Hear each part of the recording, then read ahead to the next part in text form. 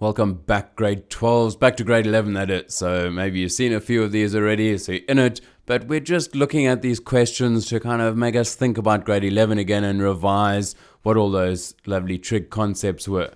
So we're given something here, a bit of information. Tan 38 equals k. Determine each of the following in terms of k. Now wait a second, it would be nice if we could draw ourselves a right angle triangle to represent what's going on. That's 38. Well, tan is opposite over adjacent, but we're only given like one thing. It would be nice if it were a fraction. Well, that's easy. We're given that tan 38 equals a fraction. K over 1. Okay, well, there it is. Opposite over adjacent. And it's just a common trend in this type of question is, well, just write it over 1 so that we can see what it is here. So k over 1, which means using Pythagoras, we can find the hypotenuse. Well, that's just square root of k squared plus 1. 1 squared plus k squared equals the hypotenuse squared. Okay, and if that's 38, then fairly quickly using sum of angles in a triangle, we know that that must be 52. And it is quite useful to remember that these two angles must add up to 90. So instead of going 180 minus 90 minus 38, that concept is quite a useful one. Now we should have all the information we need to start answering our questions. So, tan 142, we can just use the triangle. No, wait a second. We can't use the triangle because the triangle's only got acute angles in it. So, 142, let's turn that into an acute angle.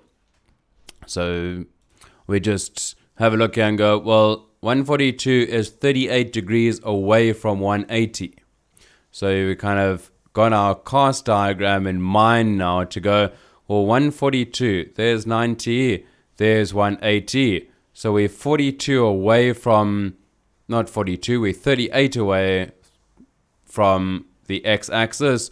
So this is the same as negative tan 38. So just think of that previous question you had where you had something like, well, tan of 180 minus theta. Well, that's just the same as tan theta, but wait a second, we're in this quadrant here, so it must be negative. Okay, so those are the types of things we need to do in this question here.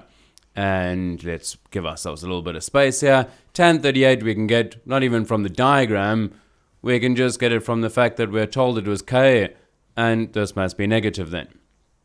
Okay, cool. Part 2.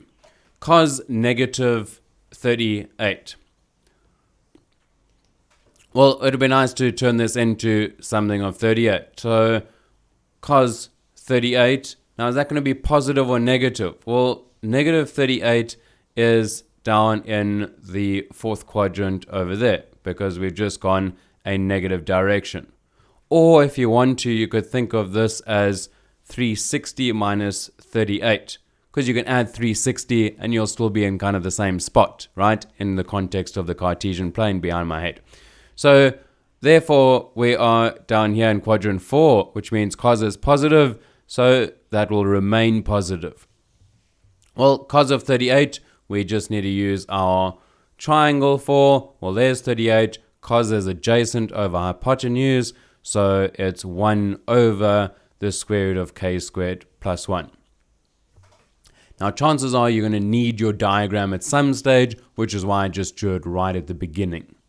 Okay, our last question relating to our triangle should hopefully be not too bad. Well, shouldn't be too bad. Let's have a look here. Question 3. Wow, those 3 look wonky.